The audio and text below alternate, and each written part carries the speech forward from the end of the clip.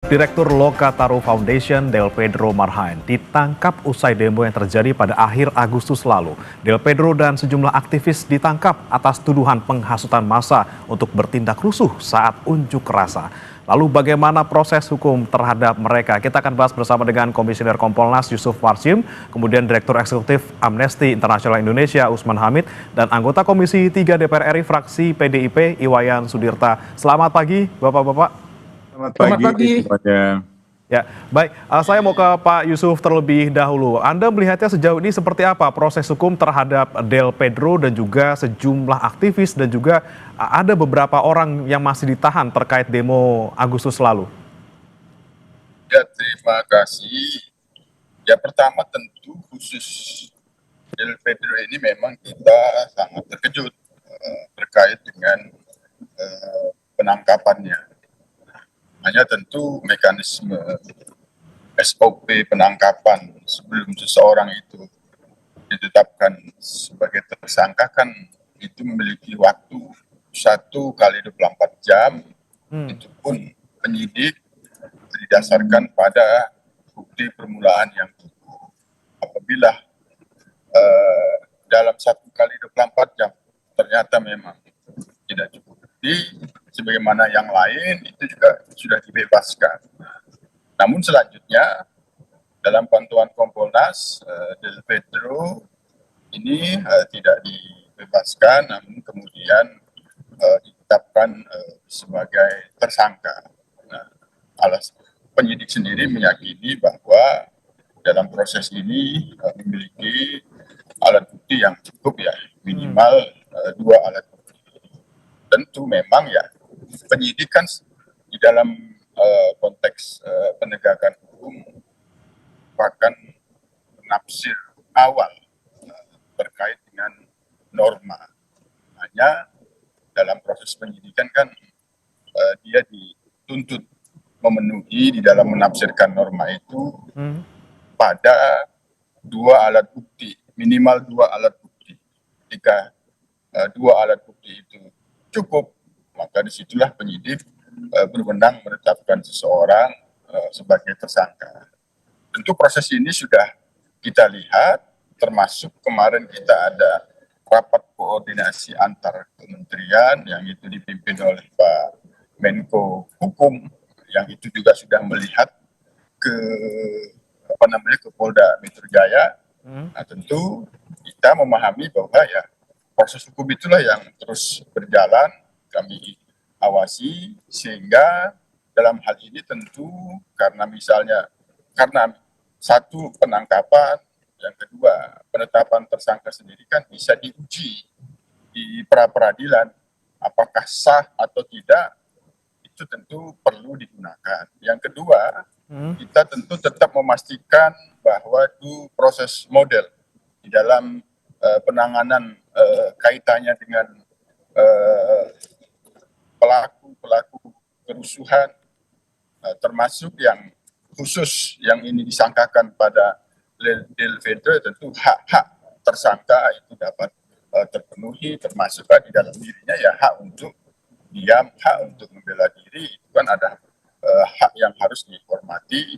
Yang kita pastikan juga bahwa proses pemeriksaan terhadap siapapun, ya termasuk ya Del Pedro, prosesnya itu tidak ada intimidasi, tidak ada kekerasan, semuanya sesuai dengan SOP, kode etik, profesional, prosedural, dan proporsional. Itu yang kami pastikan di dalam proses pemeriksaan penyidikan khususnya terhadap Del Pedro dan yang lainnya terkait dengan kerusuhan di dalam beberapa waktu lalu.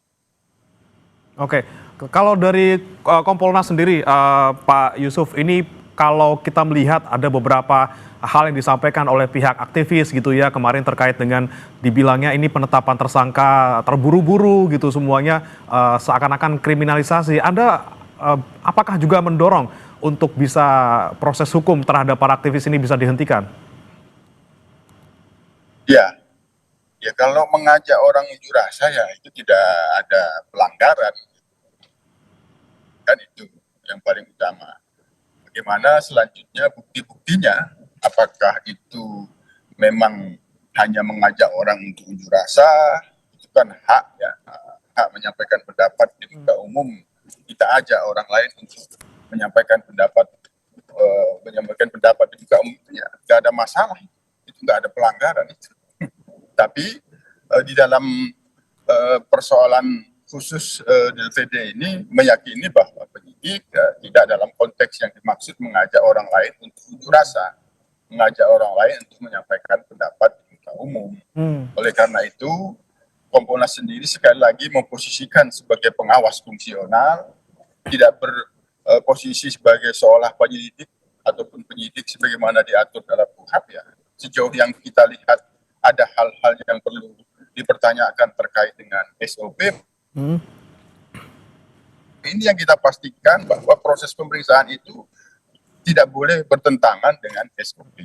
Nah, oleh karenanya kami ya, karena ini perlu dipastikan apakah sah atau tidak, maka berpendirian apabila memang bisa digunakan hak daripada Del Pedro untuk menguji di pra-peradilan, kita sarankan demikian. Oke, baik. Saya ke Pak Usman. Pak Usman, Anda melihat apa yang kemudian saat ini dialami oleh Del Pedro dan juga kawan-kawan. Ini kan ada yang bilang bahwa ya mereka hanya mengajak untuk berpendapat gitu ya, mengajak untuk berdemo, mengajak untuk bisa menyuarakan aspirasi di tengah masyarakat. Kemudian dalam tanda kutip ini mereka dibilang kriminalisasi dan juga terburu-buru. Anda melihatnya seperti apa, Pak Usman? Ya, kami sudah mempelajari proses penangkapan tersebut dan kami berkesimpulan bahwa penangkapan itu menyimpangi kaidah-kaidah hukum acara yang benar, mulai dari surat penangkapan sampai dengan perlakuan aparat terhadap Del Pedro ketika dibawa ke Polda Metro Jaya. Nah, yang kedua, kami juga sudah mempelajari pasal-pasal yang dikenakan kepada Del Pedro. Dan kesimpulan kami, buktinya sangat lemah. Baik itu berkaitan dengan misalnya dugaan penghasutan untuk melakukan kekerasan, maupun juga penghasutan terhadap anak untuk misalnya terlibat di dalam kegiatan politik, unjuk rasa, atau larangan lain yang ada di dalam konvensi anak atau di dalam undang-undang perlindungan anak. Dengan demikian kami meminta atau merekomendasikan kepada kepolisian daerah Metro Jaya untuk menghentikan penyidikan tersebut. Gitu. Yang pertama, kalau memang kepolisian serius dalam mencari siapa dalam kerusuhan, siapa yang melakukan kerusuhan, menyerang polisi, maka mereka bukanlah sasaran. Itu saya kira salah sasaran. Kalau pihak kepolisian tidak bisa juga melakukan mengeluarkan SP3, setidak-tidaknya permohonan penahanan mereka, saya juga ikut menandatanganinya, dikabulkan. Gitu. Saya kira ini penting untuk menjaga kredibilitas kepolisian yang sangat merosot dalam beberapa pekan yang terakhir. Harapan kami pada Kompolnas juga demikian, melakukan pengkajian sekaligus juga melakukan peninjauan lebih kritis terhadap proses penangkapan terhadap Del Pedro Marhain, terhadap Harik Anwar, terhadap Syahdan Hussein, dan lain-lainnya. Dan kami mendesak agar seluruhnya dibebaskan, termasuk juga pelajar-pelajar yang masih ditahan atau mahasiswa yang masih ditahan, dan juga para aktivis hak asasi manusia yang masih ditahan. Oke, baik, didorong untuk kemudian penangguhan penahanan, dibebaskan, kalau bisa ya dihentikan penyidikannya. Tapi dihentikan, karena buktinya sangat lemah. Oke, saya coba ke Pak Wayan dulu. Pak Wayan, ini kan kemarin Pak Yusril sempat mengunjungi Polda Metro Jaya, kemudian menjenguk Del Pedro dan juga sejumlah tahanan lainnya, kemudian juga sempat ke Makassar untuk menjenguk tahanan demo lainnya. Tapi yang kemudian kita soroti kemarin ketika Pak Yusril ini bilang ya minta untuk dijalani proses hukumnya seperti itu. Anda melihatnya seperti apa dari pemerintah menanggapi mungkin suara-suara masyarakat yang menuntut untuk para aktivis ini dibebaskan seperti itu? Ya, mohon maaf kalau kita mau belajar dari negara maju, dan kalau kita mau maju, kedatangan Pak Yusril dan Pak Oto itu sebenarnya harus bermakna besar. Apakah bermakna besar? Tergantung. ketika beliau itu persiapan mengunjungi Del Pedro, ada nggak dalam pikiran mereka itu, saya harus menegakkan demokrasi di negeri ini. Saya harus menegakkan kepastian hukum dalam pengertian yang adil. Kebersamaan di depan hukum. Yang ketiga, Pak Yusril ini kan orang pemerintahan. Adakah pikiran yang ketiga yang ada berkecamuk dalam dirinya bahwa eksekutif tidak boleh intervensi dalam perkara-perkara seperti ini. Jangan sampai polisi menjalankan pikiran-pikiran eksekutif, karena kalau di negara-negara maju ini sangat dilarang. Dan mereka mengatakan harus taat pada trias politika gitu. Jadi negara maju ini fondasi konstitusinya ada 3 hal. Demokrasi, kepastian hukum, dan trias politika. Nah, kita menunggu, harus bersangka positif. Kehadiran Pak Otto dan Pak Yusril itu harus bermakna untuk 3 hal itu. Dan kalau itu disertai dengan political pemerintah sebelumnya yang ingin memastikan bahwa LP itu tidak penuh dengan tahanan itu harus dikurangi karena banyak sekali memakan biaya. Anggaran kita, pajak rakyat itu berapa triliun digunakan untuk membiayai tahanan. Maka pemerintah jauh-jauh hari belum kejadian ini sudah punya kemauan politik untuk mengurangi sejauh mungkin tahanan-tahanan yang ada selama ini. Yang kedua, filosofi penahanan. Ada yang salah, saya termasuk yang menjadi sekretaris KP2 HAP. Saya bangga dulu karena KUHAP dianggap karya besar, disambut baik, dan saya di situ sekretaris dari kelompok-kelompok masyarakat sipil dan advokat. Ternyata kita kurang cermat di situ. Orang kok bisa ditahan karena ada kekhawatiran akan melarikan diri, kekhawatiran mengulangi perbuatannya. Ya. Kok baru kekhawatiran orang boleh ditahan? Saya minta maaf pada masyarakat. Nah ini dia Pak Wayan, kalau kita perhatikan. Kok baru kekhawatiran? Jangan sampai beringin dikira hutan, itu kan bahaya. Nah ini ketika ada penahanan itu kan terlalu subjektif. Yang kemudian ya, ada. Kalau aparatnya betul-betul objektif. Tapi kalau nggak objektif, kekhawatiran itu dia buat sendiri. Oke. Kalau dari Pak Wayan sendiri memandangnya seperti apa? Harus dibebaskankah aktivis ini yang ditahan ini, Pak? Ya. Kalau Anda melihatnya sendiri dengan pandangan Anda tadi, apakah memang mereka yang ditahan ini, yang aktivis ini yang kemudian tidak menimbulkan kekhawatiran sebenarnya harus dilepaskan? Iya kan, terlepas dari kasusnya karena saya tidak ikut dan saya mengimbau sebenarnya. Betul nggak ada pelanggaran? Mas Usman ini kan bukan orang sembarangan juga. Mas Usman ini mengingatkan bahwa ketika Del Pedro mau dibawa ke kantor kepolisian, ada perlakuan-perlakuan yang tidak wajar, tidak baik. Nah kalau dari sisi itu, kita harus mengingatkan kepolisian dan keluarganya. Kalau memang ada pelanggaran, datang aja ke Komisi 3. Komisi 3 nggak bisa intervensi. Tapi Komisi 3 sekecil apapun punya kewenangan mengawasi kepolisian. Kita akan panggil kepolisian kalau ada pelanggaran. Karena dalam situasi seperti ini tidak seorang pun yang boleh membuat masalah baru gitu. Apalagi kalau latar belakang Del Pedro ini kan sama punya latar belakang sama dengan Mas Usman. Iya. Punya keyakinan tersendiri terhadap pola pikir aktivis masyarakat sipil. Saya sendiri belajar walaupun tidak lama, cuma 3 tahun di LBH. Tapi kemudian saya menjadi pengacara ICW. Tahu banget pikiran mereka. Apakah ada nasionalisme di antara mereka? Pengalaman saya membuktikan dasar mereka itu adalah nasionalisme, kebangsaan, persatuan, kepentingan masyarakat. Oleh karena itu, mereka tidak bisa disamakan secara langsung atau secara gebiah-uyah ini kelompok-kelompok kriminal. Tidak mudah begitu, kecuali memang ada bukti gitu. Oke, nah ini kita bicara soal bukti tadi Pak Usman juga sempat menyebutkan bahwa bukti-bukti yang Tapi kalaupun ada yang- bukti, ya. perlu nggak mereka ditahan? Nah, Pembahasan pada waktu KUHP itu dirancang, oke.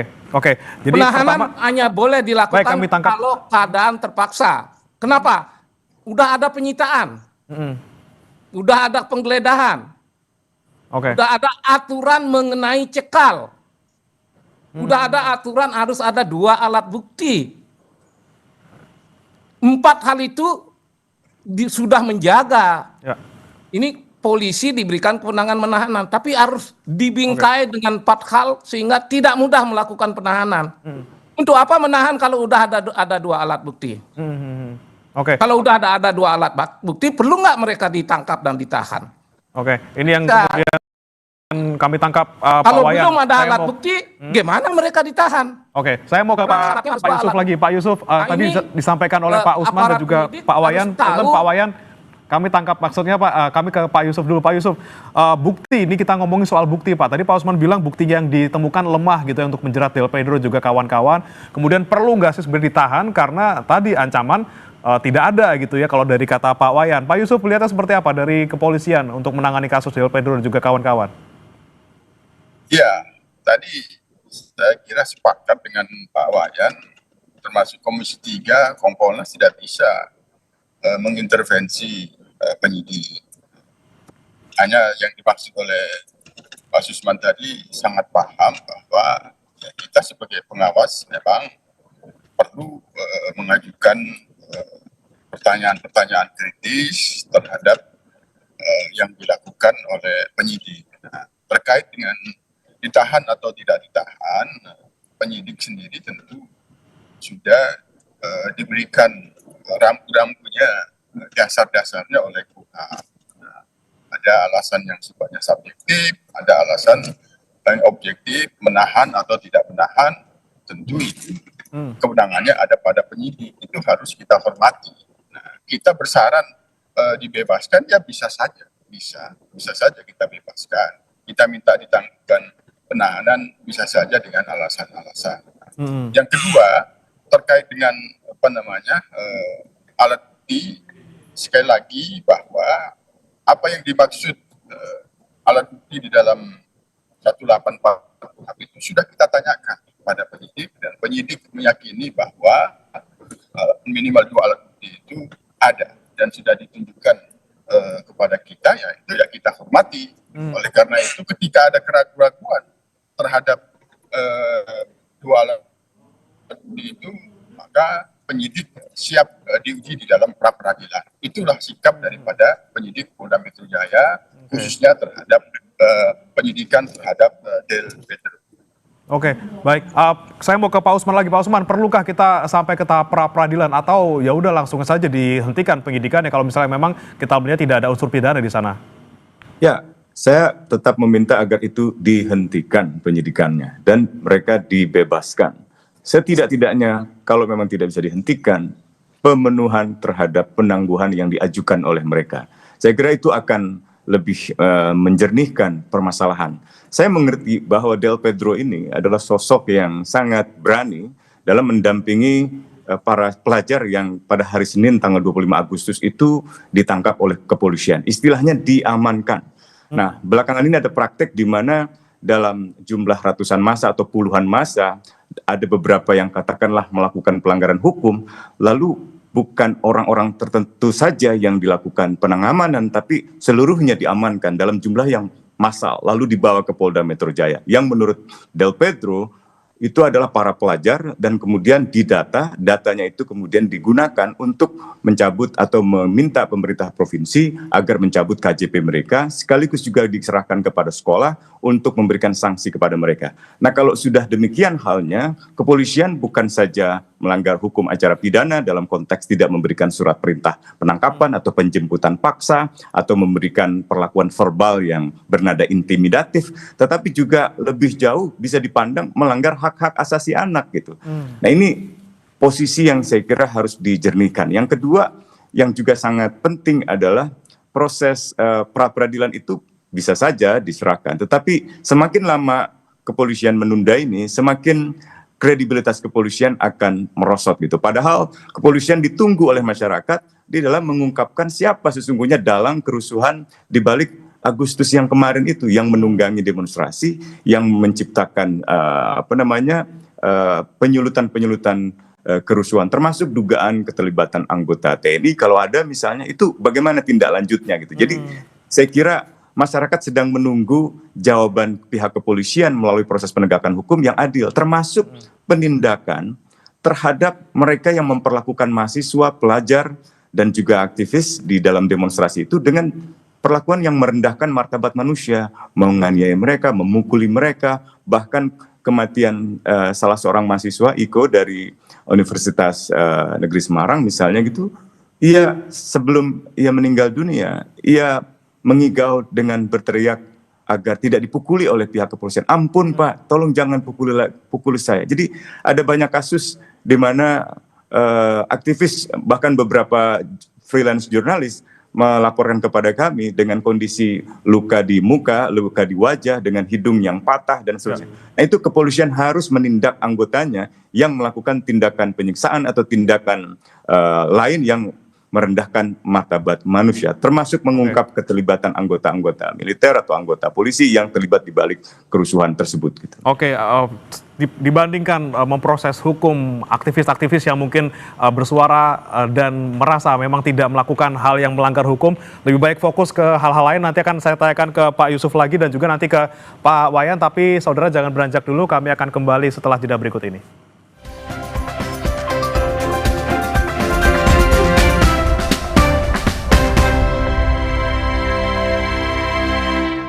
Kami di Sapa Indonesia Pagi, saudara, masih membahas terkait dengan proses hukum terhadap sejumlah aktivis dan juga pendemo yang ditahan imbas dari demo akhir Agustus lalu. Masih bersama kami saudara Yusuf Warsim, Komisioner Kompolnas, kemudian Usman Hamid, Direktur Eksekutif Amnesty International Indonesia dan juga anggota Komisi 3 DPR RI fraksi PDIP, Iwayan Sudirta. Saya mau ke Pak Wayan dulu. Pak Wayan, Anda sudahkah berkomunikasi ataupun misalnya akan memanggil kepolisian terkait dengan proses hukum terhadap para pendemo ini? Yang saya tahu, entahlah di luar pengetahuan saya, inisiatif memanggil mereka belum. Seperti kata tadi, sering mekanisme yang digunakan Komisi 3, mereka menerima audiensi atas permohonan. Maka ketika ada isu-isu pemukulan, ada perlakuan yang tidak wajar, ini harus disampaikan ke Komisi 3 agar Komisi 3 didorong untuk mengagendakan pembahasan untuk mengawasi petugas-petugas yang melanggar hukum. Tapi sebelum itu, kalau saya sepintas nanti ditafsirkan akan memojokkan polisi, tidak. Saya salah satu yang selalu mendorong anggaran polisi itu naik sampai ratusan triliun itu. Sebab saya tahu betapa pentingnya polisi yang baik gitu. Karena itu perlu dikasih anggaran yang cukup. Dan saya melihat sendiri untuk kejadian ini ada salah seorang tokoh masyarakat menelpon saya, Pak, itu ada anak Sumatera Utara kuliah di ISI, sekarang berada dalam tahanan. Dia bertanya dan minta tolong, boleh nggak saya minta tolong? Pertama, jangan anak itu dipukulin. Kedua, dia sekolah, dia mahasiswa, boleh nggak dia mendapat penangguhan? Saya hubungi pengacara di Bali, tolong dibantu. Malam itu juga melalui telepon, pejabat kepolisian Bali itu tanggapnya luar biasa. Saya bilang luar biasa. Pertama, dia pastikan tidak akan ada pemukulan. Pasti. Sehingga malam itu saya sudah bisa memberi kabar pada keluarganya. Soal penangguhan penahanan, nanti kita lihat. Tahu-tahu 2 hari berikutnya penahanan ditangguhkan. Kalau bicara seperti ini, apakah polisi bisa diandalkan? Saya hanya mengatakan sebagian polisi itu masih baik, masih bagus. Dan saya melihat sendiri. Tapi kalau polisi yang baik ini harusnya menjadi contoh yang patut ditiru oleh polisi-polisi lain. sekarang kan di daerah lain bertanya, kalau ada yang bisa ditangguhkan seperti halnya di Bali, kenapa di daerah lain tidak? Apa yang membedakannya? Nah, itu dia tuh Nah, Pak ya. yang membedakan itulah yang harusnya polisi memperkuat transparansi dalam bekerja. Kenapa berbeda? Jelaskan biar masyarakat bisa terima. Saya juga sampai sekarang kan agak nyesek juga. Kenapa yang di Bali bisa gitu? Kenapa yang di tempat lain tidak? Oleh karena itu yang namanya kerja-kerja polisi dalam melakukan penyidikan, dia harus melakukan penyidikan yang akuntabel. Kalau prinsip-prinsip hukum di negara maju, penyidikan yang akuntabel itu yang seperti apa? Ya, dia menegakkan kesamaan warga negara di depan hukum. Yang kedua, dia harus jujur. Penyidik itu harus jujur. Dia harus objektif. Dan yang paling penting lagi, penyidikan harus terpercaya hasilnya. Ya. Harus terpercaya. Kalau penyidikan terpercaya, hasil akhirnya putusan pengadilan terpercaya juga. Oke, baik. Yang Baik. terakhir, Mas Usman ini kebetulan kan apa maksudnya ditujukan ke saya atau secara umum, tapi saya merasa harus menanggapi pernyataan Mas Usman mengenai dalang itu, Mas. Bisa jadi pengalaman saya dan Mas Usman itu mirip-mirip begitu. Maka himbauan itu jangan dianggap angin lalu. Apa benar mahasiswa ini dalangnya? Betul nggak mahasiswa ini dalangnya sehingga harus ditangkap, harus ditahan, dan tidak diberi penangguhan. Oke. Jika bukan dia dalangnya, polisi juga harus transparan untuk hal apa? Buktikan bahwa omongan dia itu betul-betul merupakan hasutan.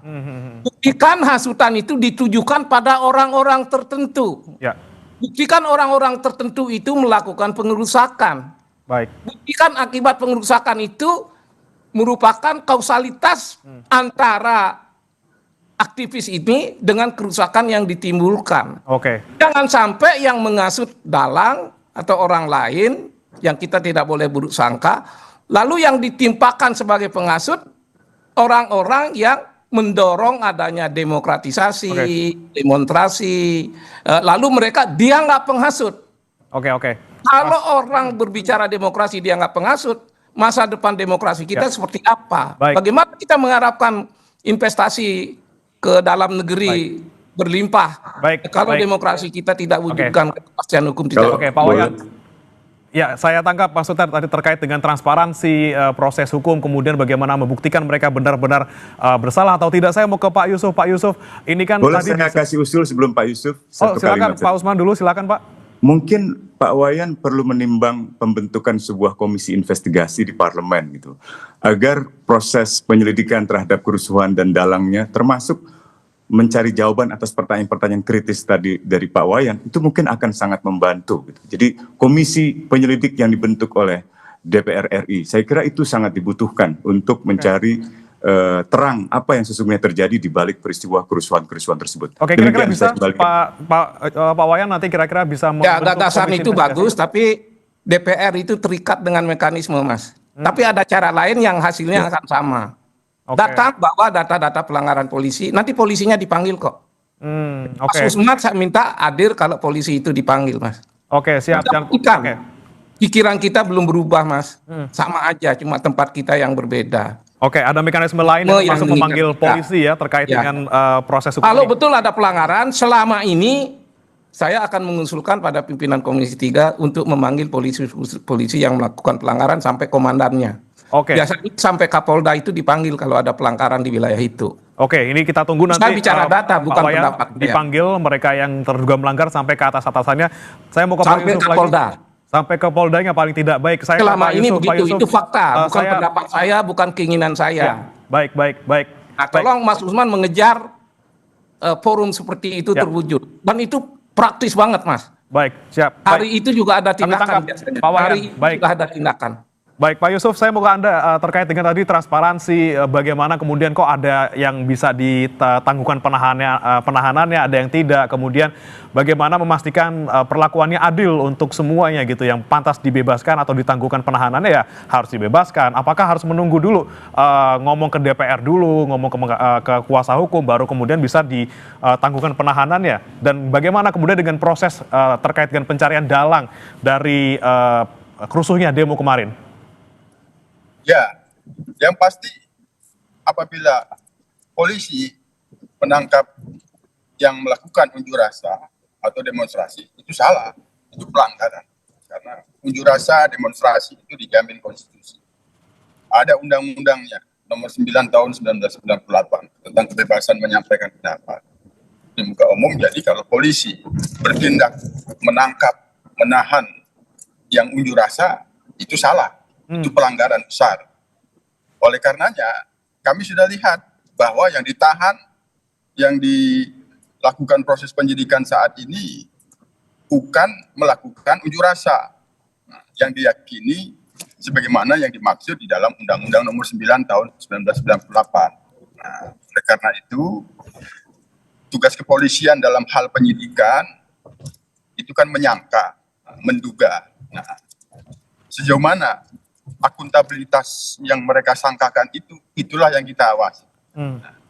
Termasuk Komisi 3 mengawasi itu apabila ingin meminta penjelasan daripada Polda Metro Jaya, yaitu bagian dari kewenangan Komisi 3. Termasuk juga Kompolnas, kami melihat langsung, kami minta penjelasan langsung. Termasuk ketika ada, ya ini nanti jangan sampai jadi paradoks, teman-teman yang Mas Usman sampaikan, ketika menolak penahanan tapi meminta penangguhan penahanan, itu menjadi paradoks. Kalau memang yang dimaksud penahanan itu tidak punya dasar, penangkapan itu tidak punya dasar hukum, maka itu seharusnya tidak perlu meminta penangguhan. Jadi menjadi paradoksnya. Hanya sekali lagi yang kita tuntut dalam hal ini adalah transparansi dan akuntabilitas penyidik. Penyidik harus siap menerima resiko ketika itu apa yang dilakukan di dalam proses penangkapan, penahanan, penyidikan yang itu diyakini oleh penyidik bahwa ini bukan melakukan kegiatan unjuk rasa sebagaimana yang dimaksud di dalam Undang-Undang Nomor 9 Tahun 1998, maka mereka siap. Nah, kami sendiri Kompolnas ketika melihat memang ada pelanggaran, tentu kami rekomendasikan itu diproses oleh pengawas internal, oleh bidang profesi, oleh Propam. Itu yang tentu kita lakukan. Namun sekali lagi, ketika hal kaitannya dengan penahanan, ya kita memang tetap menghormati bahwa penyidik menahan dan tidak menahan itu punya dasar sebagaimana dimaksud di dalam KUHP. Hanya dengan alasan-alasan tertentu itu bisa dilakukan penahanan, itu yang tentu kita akan lihat. Nah, kaitannya dengan anak, itu sudah ada saran-saran untuk dilakukan upaya restoratif justice kaitannya dengan yang itu dalam anak, yang itu memang tidak punya kaitan langsung, memang ada perbuatan tapi tidak punya kaitan langsung, ikut-ikutan, itu sudah ada banyak yang dibebaskan, tapi tetap ada upaya restoratif justice, itu yang sudah kita sampaikan. Oke, Pak Yusuf, satu pertanyaan lagi terkait dengan bagaimana kemudian progres terkait pemrosesan hukum terhadap aparat yang bertindak kekerasan, yang melanggar prosedur di lapangan, kemudian juga bagaimana mencari dalang dari rusuh ini, termasuk tadi ada tudingan terkait dengan keterlibatan anggota TNI maupun polisi di sana. Ya, sebagaimana yang sudah sering terjadi ketika ada unjuk rasa dan kemudian menimbulkan pelanggaran hukum, anarkisme, dan itu menimbulkan korban, dan apabila ada pelanggaran yang dilakukan oleh anggota, itu diproses, dimintain pertanggungjawabannya, sebagaimana yang sudah saat ini juga berjalan, yang kemarin itu 7 anggota yang kaitannya dengan rantis mobil itu diproses, dan di beberapa wilayah yang itu ada dugaan pelanggaran dilakukan oleh anggota itu diproses. Itu kami pantau, kami awasi. Nah, kaitannya dengan apakah ada aktor intelektual di balik kerusuhan itu. Nah, inilah dalam proses penyidikan. Apabila pihak-pihak yang sedang disidik itu bisa ada fakta-fakta yang bisa muncul dari sana, ya tentu itu bisa akan terlihat. Apakah yang dituduhkan menghasut itu, disangkakan menghasut itu dia berdiri sendiri, punya jaringan, nah, jaringan itu apabila ada, ya pasti apabila fakta-faktanya ada itu bisa terungkap. Hanya sekali lagi yang dituntut di sini sejauh mana penyidik transparan dan akuntabel itu yang akan bisa mengungkapkan apakah memang ada dalangnya atau tidak. Oke, semuanya masih dalam proses penyidikan. Kompolnas menyoroti tadi ya lagi-lagi transparansi proses yang ada di dalamnya. Terakhir saya mau ke Mas Usman. Anda melihatnya ini kan seperti ada pembungkaman gitu ya. Kalau banyak orang yang bilang termasuk Anda juga pembungkaman terhadap kebebasan berpendapat seperti itu. Nah, bagaimana kemudian kita bisa membedakan dan juga melihat rambu-rambunya gitu di satu sisi kita ingin bebas berpendapat, tapi di sisi lain juga jangan sampai dianggap menghasut atau memprovokasi sehingga bisa diproses hukum. Ya, saya ambil contoh begini ya. Misalnya banyak pelajar yang ditangkap itu terafiliasi ke blok politik pelajar. Dan Del Pedro dan kawan-kawan itu juga ditangkap, ditahan terkait dengan unggahan media sosial di Instagram misalnya oleh blok politik pelajar. Beberapa informasi yang saya peroleh dari pihak kepolisian misalnya untuk kami pelajari itu menunjukkan misalnya satu unggahan dari Lokataru, tempat di mana Del Pedro memimpin, membuat poster kira-kira bunyinya begini: Anda pelajar ingin demo, sudah demo, diancam sanksi atau sudah disanksi, kita lawan bareng. Nah, kata-kata kita lawan bareng itu memang ajakan untuk berunjuk rasa. Secara negatif bisa saja disebut menghasut, bisa. Menghasutkan bisa saja menghasut untuk kebaikan atau menghasut unjuk rasa. Itu kalimat yang sangat absurd. Yang kedua, yang ini mungkin lebih bisa ada di abu-abu. Kalimatnya adalah persenjatai diri kalian. Ini kalimat persenjatainya ini mungkin bisa dianggap sebagai seolah-olah ini senjata. Tapi kalimat ujungnya adalah persenjatai kalian dengan konsolidasi. Kalian semua diundang. Itu kalimat-kalimat alegoris gitu, atau misalnya pukul mundur pihak kepolisian, itu sama seperti pukul mundur krisis iklim itu ungkapan-ungkapan metaforik, ungkapan-ungkapan alegoris yang biasanya digunakan oleh para aktivis tanpa dimaksudkan untuk melakukan tindakan kerusuhan atau menyerang manusia yang lain. Atau misalnya ketika Del Pedro di Polda Metro Jaya pada hari Senin malam, dia datang meminta agar pihak Polda membebaskan para pelajar yang ditangkap. Para pelajar itu mengharapkan dukungan Del Pedro dan kawan-kawan. Del Pedro mengatakan bebaskan semua malam ini, bebaskan mereka, karena kalau mereka memang melakukan kerusuhan, kenapa mereka harus dipukuli, kenapa ada yang bonyok, kenapa dan seterusnya. Kan polisi berargumen ini diamankan, kalau diamankan kenapa ada yang luka-luka, kenapa ada yang berdarah, kenapa ada yang bonyok. Itu pandangan-pandangan Del Pedro yang sangat kritis, yang dugaan saya mungkin menimbulkan ketersinggungan di kalangan Sersa atau di kalangan Polda Metro Jaya, khususnya Satkamnek misalnya, sehingga dalam proses penjemputan paksa Del Pedro juga dipengaruhi oleh pengalaman-pengalaman berinteraksi dengan Del Pedro yang mungkin kurang menyenangkan dalam tanda petik bagi kepolisian. Nah, jangan sampai itu yang jadi dasar gitu. Apalagi ketika dijemput paksa tidak ada surat penangkapan. Gitu. Nah, kenapa saya ajukan penangguhan penahanan? Karena teman-teman sudah mengajukan itu, tetapi titik tuntutan utama kami, bebaskan mereka sekarang ini, hentikan penyidikan terhadap mereka gitu, hentikan penyidikan ini, karena tidak ada bukti. Kalaupun ada bukti yang tadi saya sebutkan sangat-sangat lemah, dan itu akan merugikan pihak kepolisian sendiri. Dan yang kedua yang terpenting adalah penyelidikan independen, entah itu oleh presiden melalui tim gabungan pencari fakta atau oleh parlemen melalui suatu komisi penyelidik. Itu saya kira akan sangat baik. Saya menghargai tawaran Pak Wayan untuk digelar rapat dengar pendapat dengan pihak Kapolri atau dengan pimpinan lembaga lainnya. Karena hasilnya menurut pengalaman saya saja, Pak Wayan, ada audiensi Kapolda diundang tuh hasilnya bisa hari itu, Mas. Ya, terima kasih Pak Wayan. Lebih cepat. Kita nantikan dari Komisi 3 juga, kemudian bagaimana kita awasi bersama kepolisian dalam proses hukum ini. Jangan sampai mereka yang tidak bersalah, mereka yang hanya ingin berpendapat kemudian dikriminalisasi, tapi mereka yang memang terbukti melakukan itu.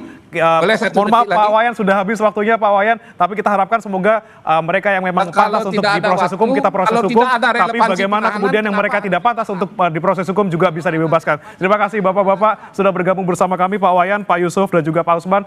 Selamat pagi Bapak-Bapak. Mas Usman, Pak Wayan, sampai ketemu lagi.